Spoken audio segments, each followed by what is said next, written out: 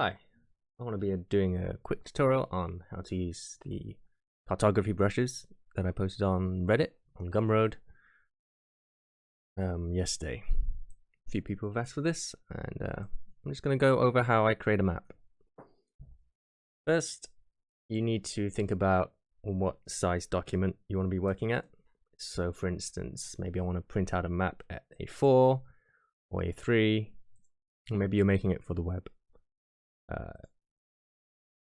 By clicking international paper or US paper or whatever you want to use, working at 300 dpi is pretty good. I've not really made many tutorial videos before, so this is going to be a bit sloppy and it's not going to be edited at all, so bear with me. I'm just going to click OK on that. And this gives us our paper. Now to load the brushes that you've downloaded, either the free pack or if you've supported me and bought the full pack, that's awesome, thank you so much. What you want to do is load that up. So if you select the brush tool on your tool panel here, it could look like that, or maybe it's kind of collapsed and it looks like this. You want to right click on your canvas and then click the cog up here. This is how I do it. There's probably a slightly different way to do it, but this is how I do it and it's pretty easy. So click the cog and you want to click on replace brushes. Make sure if you're using another brush pack or you've got your brushes how you like them, you save your current brushes out first, and then once you've done that, just click replace brushes, find where you've saved my cartography brushes that you want to load, and we'll just load that up.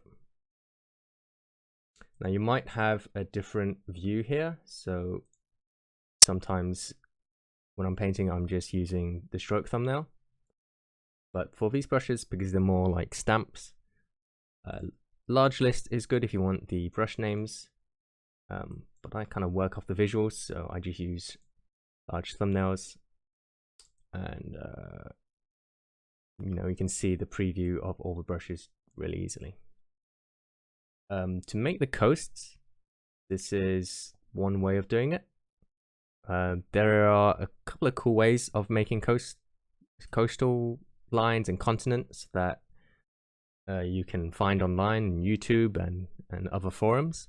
This is the way I do it though.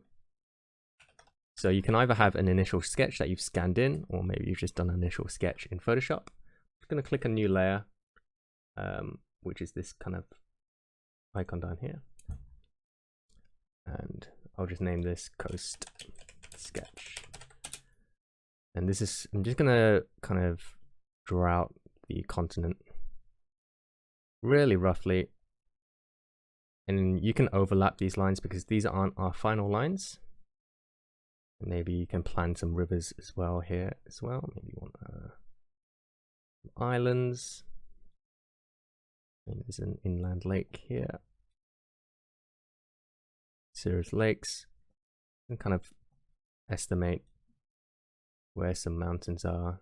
We've got like a spine of mountains coming up on the left side. Maybe we've got a little bit of water down here as well. I'm going to make a new layer. I'll set this coast sketch to like 25%. New layer is going to be my actual lines.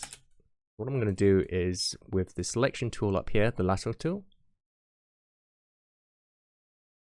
I'm just going to trace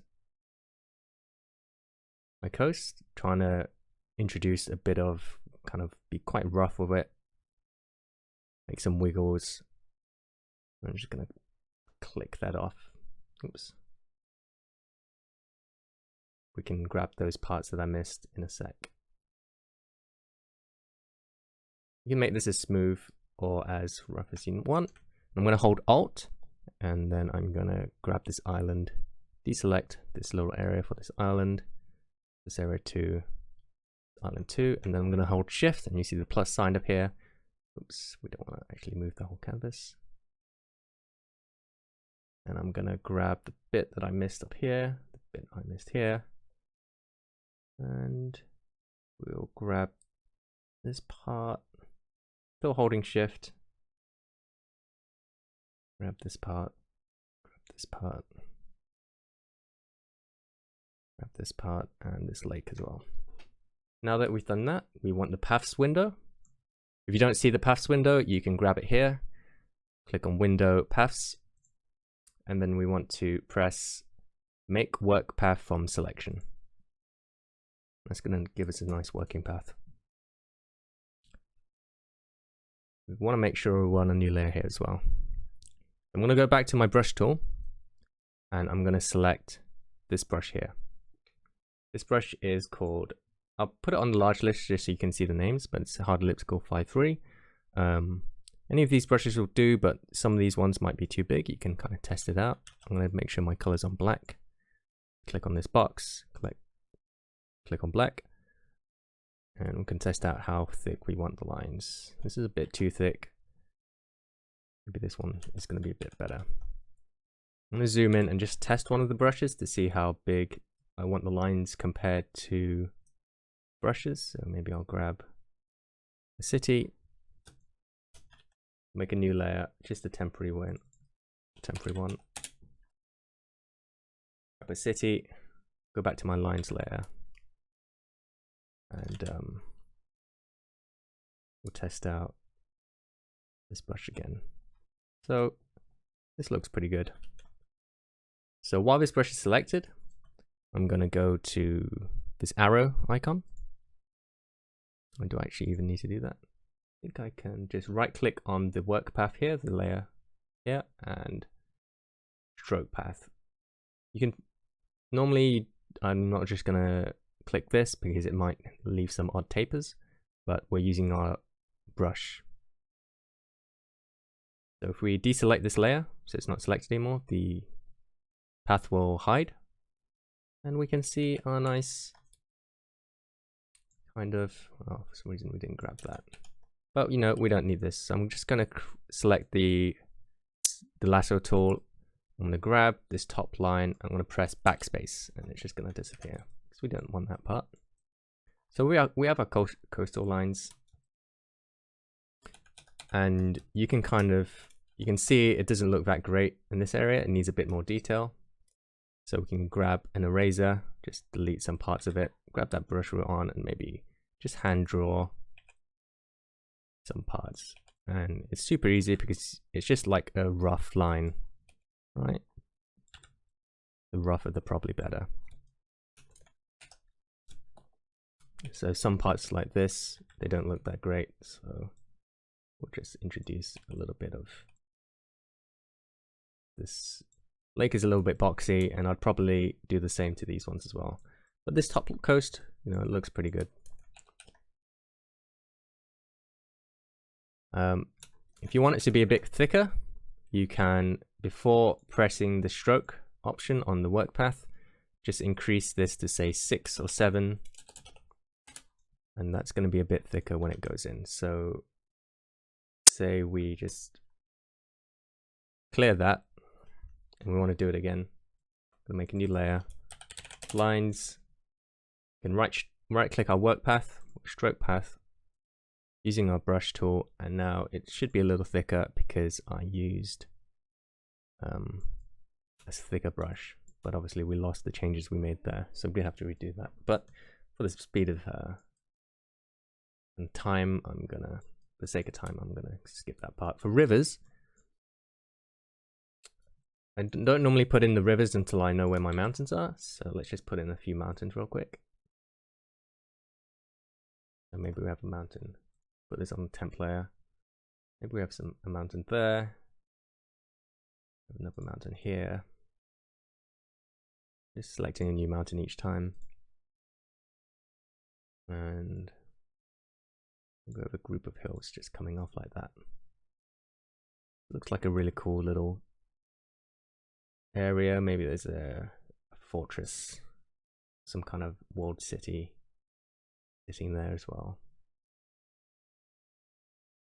I'm just having a look at my brushes. There's this one I can use, which is this brush here. I'm just going to move it so it's got that outer wall. Maybe it's a defensible location, that's why they built it there. So for the rivers, I'm going to make a new layer again,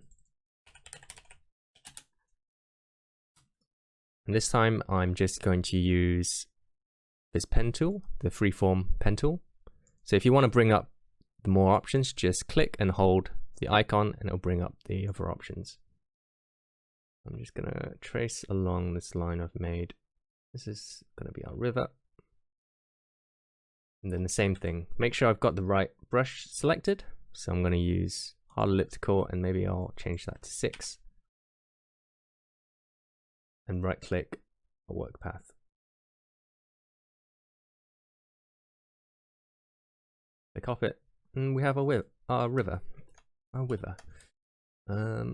What I like to do as well is sometimes these lines that I've stroked in look a little bit sharp compared to the brush, and the brush is meant to be a tiny bit blurry. You see in the top left of the canvas, this is the 100% zoom, and even at 100% it's a tiny bit blurry.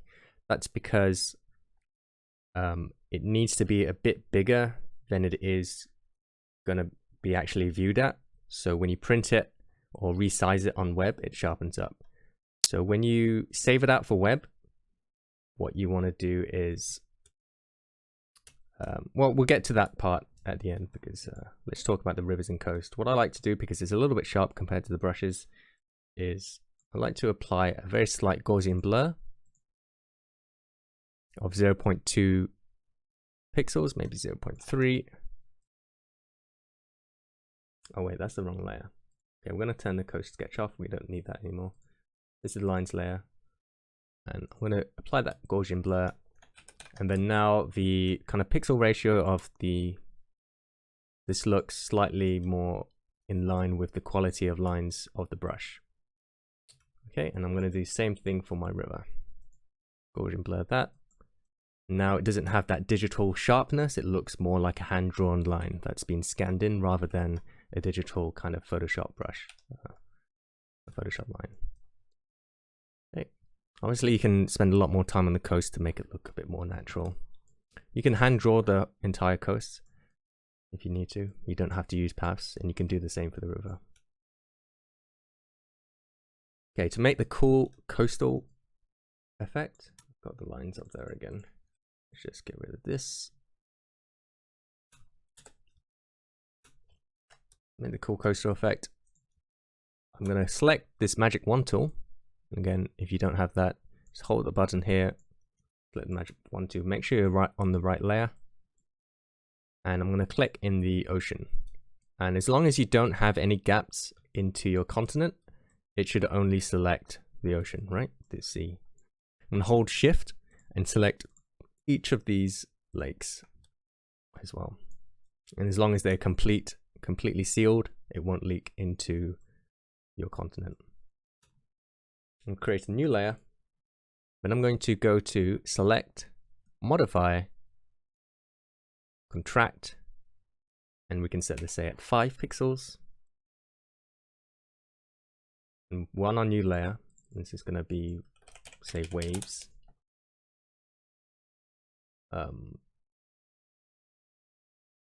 Then we're going to go to, what do we need to do now? We want to go to this button again that we used earlier, make work path from selection. And make sure we have the right brush on. This is fine, but we're going to use the default brush, so make sure it's like that. And then we are going to right click it, stroke path, press OK, and click off it, and we have a first coastal line, right? And what I'm going to do is reduce the opacity of that slightly, say to 75. I'm going to make a new layer, waves 2, and it's important to make a new layer between each step because each outer wave is going to have a different opacity. I'll go back to the initial wave thing, click the magic wand, click in the ocean, and you can see it's selected only, not up to the coast, it's only selected up to that new wave or new kind of coast outline. Click on each of those. And I'm going to go back to my waves 2, my new layer, select, contract, and this time maybe we'll go to 10, so there's a bit more of a gap. I'm going to make path from selection, right click it, stroke path, press OK. And this new layer, I'm going to say put to 50% opacity. Click off it, and you can see it's kind of starting to fade away. Another layer, we'll have this as waves 3. I'm going to go back to layer 2, waves 2, click on the magic wand, and click in each of these. And maybe for this one, you can do as many, like you can customize this to be as far out, or have as many of them as you need. Select, modify, contract, and maybe this time we'll go by 20. And this can be the last one. Go back to wave 3, click this button, make work path from selection, right click the work path, stroke path, unselect that, and now we're going to set this to say 35 or 30%. And I'm going to press Shift, select all of them, and then press Ctrl G or the folder button, and that's going to be my waves group. If you put one thing that I like to do is, you see how it's kind of got the edge as well? You can either keep that in if you want, or you can just kind of select it and delete it, go around deleting it. Just click on each of these, while it's selected, click on each of these layers and just press backspace. And you kind of do that all the way around any parts you don't want. And say on the edges, it might not be how you want it to look. So actually, I'm just going to save time. I'm going to select all of them with Shift, hold Control E, and that's going to combine the layers. And I'm usually going to use the eraser tool just to delete these parts, this outer edge. And then I'm going to get this brush and kind of put them in. Maybe reduce the opacity of my brush. And you can just put these in by hand. Maybe we want this 25, etc. And then you can kind of clean up the edges however you want, right?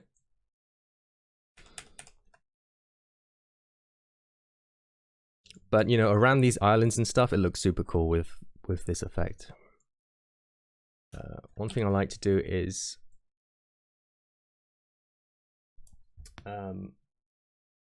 I'll load up some canvas type, like parchment type paper. Okay, we have something like this. Maybe this is not the best one. Maybe we want something like this. I'm going to go to our bottom layer, our background, press Ctrl V, paste that in, and then I'm going to press Ctrl T, transform.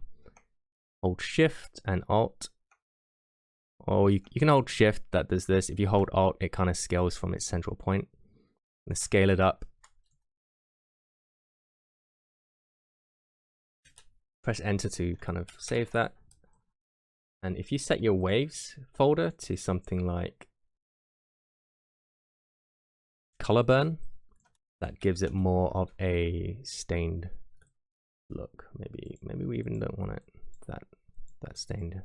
We can reduce the opacity on all the layers inside this folder just by playing with the opacity up here. And you can play around and do the same effect for these guys as well, I believe. Color burn, actually.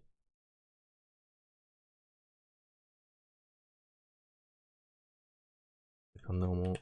I'll put that in the folder. Yeah, when it's in the folder, like color burn acts slightly differently. I'm not really sure why. But if you wanted like a wood burning type effect, if you have your brush layer in the folder, and then you set the folder group to say color burn, you can kind of get a burned ink effect, which might be an effect you're looking for. Maybe that's a bit too kind of stark and contrasty. I personally like my maps just black and white. I'm gonna have to turn that back to normal. Okay. Put this back to normal.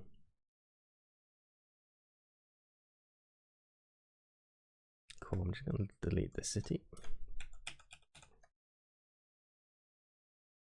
In regards to actually placing my brushes, there's a few that might not be so obvious on how to use.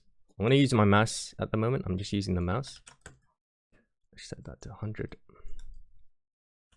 This is JP Grass Large. So if you want to do some fields, you can just like kind of put this in. I don't really like doing it like this because you see the edges, they kind of don't look hand drawn. So what I like to do is if you put the flow down to 20%, it's gonna, or even maybe lower. Let's try 10%. It's gonna be really faint, and you can kind of put areas in, and I'm just holding down on the mouse. And then when you want to do more, you kind of start, you can kind of get areas of higher opacity. You can even do even softer than that, go down to 5. And then we can have a band of grass going down like that. And there's the shading brush as well is cool for, I'm just going to increase these brushes. You can kind of increase the size without changing the texture. So I could do a lot at once if I wanted to. I don't recommend doing it too big because you can kind of see the texture repeating, and I don't think that looks that great. But at its native brush size, it should be pretty good. So with this one, again, I've just got a low flow rate, and I'm just going to go around the base of the mountains, and this really helps the kind of hand-drawn, handcrafted look, maybe behind the city as well. Like, you don't have to do this, but I think it's a small step that really can bring a map together. So say we have our mountains, and I want to add some trees. I'm going to scroll down to where the trees are. Okay, we've got some trees here. Just place them in. I'm going to go back to 100% flow just so we can actually click them and have them come up. There's a few quite large forests that we can block in trees quite quickly, and then there's a few smaller brushes. Like this one, maybe we'll have some trees next to the river.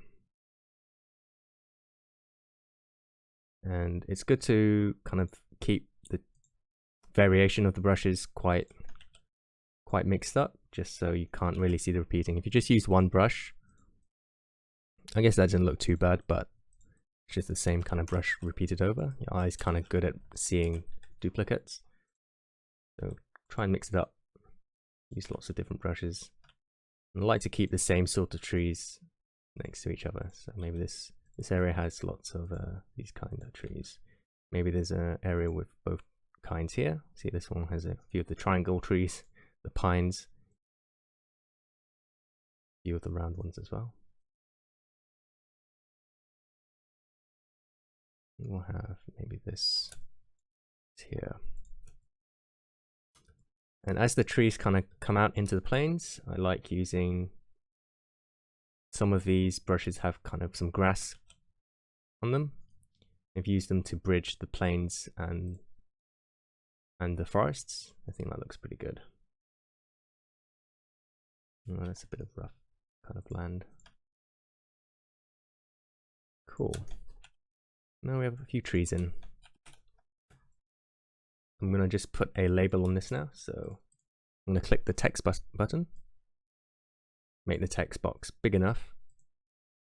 Say for the area name, let's say have the, I don't know, I'll go for a generic name like Iron Mountains. If you click this box up here, toggle the character and paragraph panels. It's going to bring up a new window. And we can change the characteristics of this. I'll just keep it iron. I'm going to click this one to 0 for now. No, not that. 0, please. There's a font called JSL Ancient Normal, which is a free font on thefonts.com. This is the font we're going to be using. Click off all the options so we know what it looks like by default. And then we can go through how I make the labels. So we've got Iron Mountains. Whatever cool name. I'm sure you can come up with a much better name than the Iron Mountains. I'm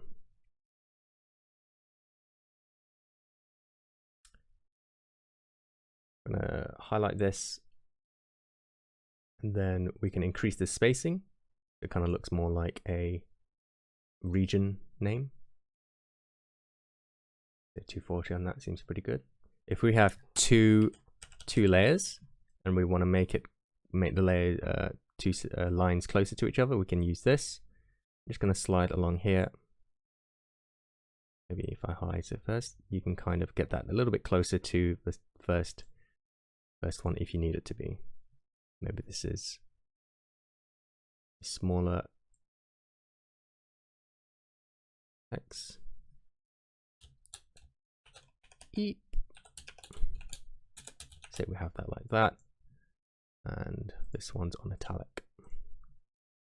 I've got a little subtitle there. For region names, I like pressing this, which is small caps, and that's just gonna give that the capitalized look. So it's got the big cap here at the top, and all the rest are kind of small caps. What else can we do? And maybe for this top one, you don't have to do this, depends what you want. Once you're done with that, you can press the tick. And then I'm going to double click on the text layer. And that's going to bring up the layer styling options. And what I'm going to do is press stroke. Set the stroke to the color you want. So white is good. I want to say have 6 pixels on this one. Maybe that's too thick. How about 5 pixels? Positions on the outside. Blend mode normal. Opacity 100%. I'm going to press OK. And what you can do actually as well, I'm just going to bring that back up, is put a drop shadow in. You can play around with these options. Change the direction of the light. Change the size, the sharpness of the drop shadow.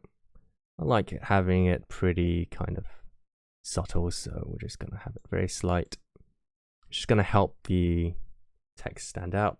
And then while the layer is selected, I'm going to press this T on top of this kind of curve, and that's going to warp the text slightly. I'm going to put it on rise. No, we want it on this one. I'm going to say 20. And we can have that. This text is obviously a little big, so maybe we'll reduce it to 14. And maybe this can go down to 8. And since I reduced the text size, I maybe want to reduce the stroke size as well.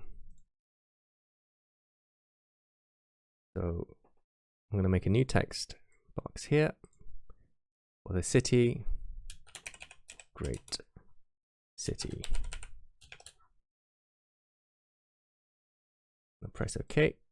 What you can do, if you want to copy that layer style, you can right click on your mountains, copy layer style here, then right click on your city name or your town name, and you can paste layer style. Okay, I don't know why the stroke kind of bugged out there and went to 17, but we can easily fix that and bring that back down to 4. And I don't want this on italics maybe, and maybe I don't want the spacing to be crazy as well, so I'm going to break that down to normal. And you can maybe play with small caps as well. Select small caps. Maybe the font needs to be smaller as well. Okay. And that's kind of the basics of how I make a map. One thing to note while you're saving it. Remember, this is an A4 piece of paper, right? So maybe this is how big it's going to be. Maybe this is how big it is if you kind of hold it right up to your face and you're looking at it. Okay, so you can see everything looks pretty sharp and stuff, but if you zoom in to 100%, it's a little blurry. But remember, this is a piece of paper, right? A normal piece of paper. You're gonna at max be looking at it at around this size, and it looks nice and sharp. If you're saving it out to be viewed on web, we can save it, press Control S, save it into a folder.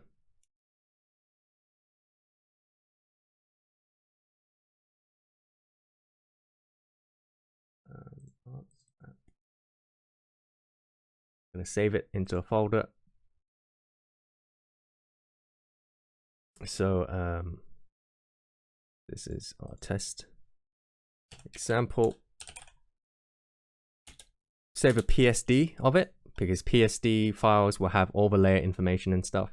This is your working file, and then we're going to Control Shift S or go to File Save As, and then we're going to save it out as, say, a PNG or something like that, and put your name in, example 1. We'll save it out like that. I'm just going to put compression at none so it saves quickly. I'm going to open that up, and this is our new file here. And if you're saving for web, you want to resize it. I'm just going to go on % and click on 50% size. So now this is the 100% size. Everything's nice and sharp, and it's ready for web viewing. I'm going to save that, and now you can upload it to your Raw 100 or your Imager, Reddit and stuff, wherever you want, or share it with your friends. Cool. That's basically the tutorial. If you have any other questions, just let me know, and I'll try and get around to them. Thanks to anyone who's bought the brush pack, or I mean, even anyone who's testing out the free pack. Hope you have fun with them, and yeah, I'm really looking forward to seeing the maps that everyone makes. It's gonna be cool. All right, see ya. Thanks.